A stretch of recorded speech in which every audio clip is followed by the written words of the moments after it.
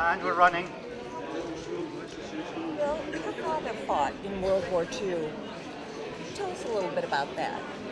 Well, Dad originally volunteered for the Commandos. He was served for 6.5 years in the Territorial Army down in Tyneside in a heavy AA unit down in Tyneside. But the billet came round everybody after the war, and so he volunteered for the Commandos. He only volunteered. He then went up and trained in Achnacarry, up in the Highlands, and everybody that got through the course eventually ended up with the green beret, the symbol of the elite unit called the Commandos. Churchill's idea was that they should actually form a fighting force that would be able to strike back at Hitler at the exposed coast in Europe. So that was the original ideas of the Commandos. The Commando, of course, coming from the Boer War, where Churchill fought himself. Now, why do you think he chose to fight in a commando unit? Why did he choose that? Because that was the elite force, and it was the best way they could hit back against the Nazis at that time in all their raids. Their training was very tough. Lord Lovett led the number 4 Commando, and their training was very tough. A little snippet was when they came to Speenbridge, thinking they would have lorries to take them the 7 miles to the training ground. They didn't. In full kit, they ran 7 miles to the training ground. They trained, they had speed marches every day, and a little jaunt before lunchtime was usually up and down Ben Nevis, running. So they were fit men who eventually ended up in Troon, of course. Okay. Your father was killed in Holland, but would he have seen action in other places in Europe? Yes, Dad was in the Commandos from the early days. Their first raid for number 4 was in Lofoten in Norway. They then went to Dieppe in France. Now Dieppe is considered a disaster, but number 4's part was actually the only successful part of Dieppe. They knocked out Hess Battery and withdrew with casualties, one of which is actually buried in Troon Cemetery, Jim Keenan. He was mortally wounded and came back here. But Dieppe was very successful, that successful that the SAS and the current commandos go over and study the actual ground today of the actual action, so that they can see the military action that took part in Dieppe. From Dieppe, they went on to D-Day and landed on D-Day on the 6th of June and fought solid up to the 26th of August. So I was telling the children in the Troon schools that if they think of their summer holidays, that's how long the commandos. They were totally exhausted.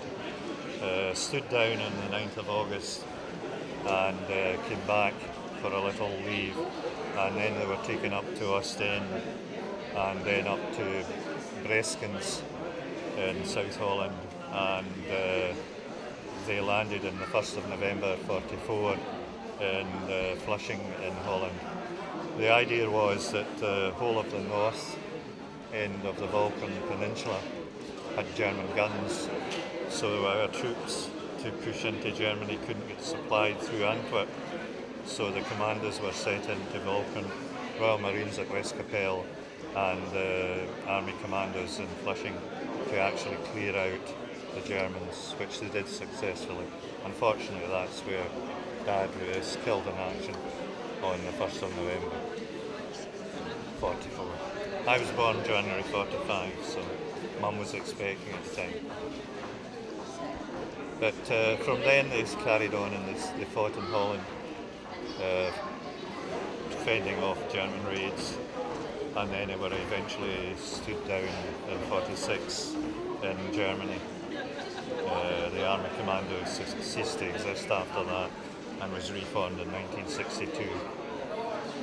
So there are Army commandos today. Very interesting. Now, do you have any keepsakes that remind you of your dad? Well, when they were killed, they always sent back the dagger. And that is my dad's dagger. It always comes back. That is the commander dagger. It's the first pattern. I don't know how much, these are priceless now, but so sentimental. So the first pattern always had the buckle, because they got rid of that buckle eventually, because they find it too fiddly. And also his hat, I'll just get it. His hat was brought back. And all the army commandos had their own regiment crest actually on it. So this was the number 4 commando and the flashes, combined ops flash. So these would actually come back from Holland with his pals. There was also a baby booty came back that was in his battle dress. And we still have that as a family. So you basically have grown up with this. We've grown up because in Troon we had a commander family. 33 of the Troon lassies married commandos. So a lot of them actually stayed on after the war in Troon. So we had the commando parties, the British Legion parties and all the other parties that were going. We were very fortunate. But there is a commander family today. I was just talking to some of the Dutch commandos down there who trained in this area also, and also served along with number 4. But they were saying that we've got this commander family of relatives right throughout, and it doesn't matter what land you're actually in. I was talking to Kiefer.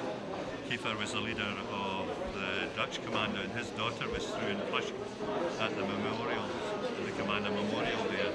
So I was talking to her, and again it's part of the commander family, which goes on. Now, what age were you when all this was happening? Well, I wasn't. Mum was expecting at the time, so Dad was killed in November 44 and I was born in January 45. And again, all of this has been with you. Well, as it you has grew been up, as I've grown part up, of your life. yeah, it's part of my life. We are regulars at Queen Bridge at the Commander Memorial, and we keep going up there every year as a family. And there are families who have come in today to visit us who are relatives of number 4 Commando who have actually been in today, always remembering. But they all tend to go up there. It's wonderful to remember it like Yeah. this. One final question for you. You must feel the pain of families who are still losing husbands and fathers and sons today. Yeah. What would you say to youngsters today about their loss? The loss of heroes. It doesn't matter if it's heroes. They're brave, brave people. I was privileged to be at the funeral of a young Scots lad out in Mull recently. And the one thing that touched me most, my mum got a telegram from the War Office 19 days after Dad was killed. But they at least got a great support. And his platoon have actually just been back over for Remembrance Day over in Mull to actually remember them. But they're heroes. They go into, they fight for the country, they fight where they're put. We might not agree with the actual place they're in or what's happening in the place they're in, but these guys are heroes. This guy was 23. But when you go around the graveyards, like out in Holland, you see 18, 17-year-olds here who were killed in action. Dad was 29. But no, they're heroes. And we're remembered.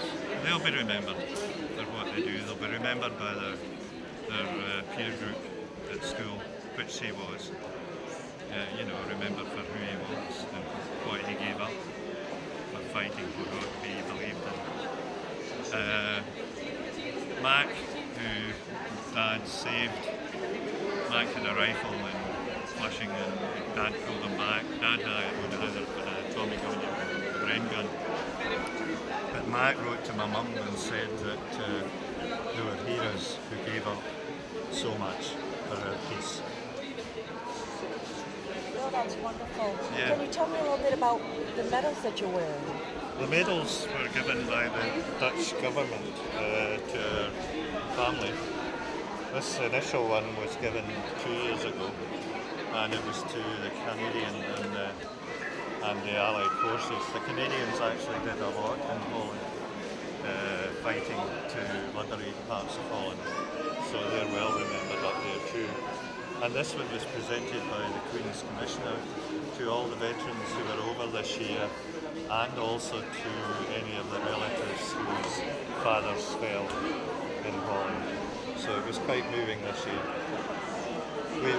We get sent to a new museum in Holland, and it was 25 kilometres we had to travel, and our buses with the veterans and ourselves in it were at the head of a convoy of about 20 old army vehicles with 3 spotter planes flying overhead. The whole route was lined by the Dutch though. The young people were waving flags, and what struck me was the old people who were crying. Well, that's wonderful. Thank you so much for your story. We appreciate it. It's okay.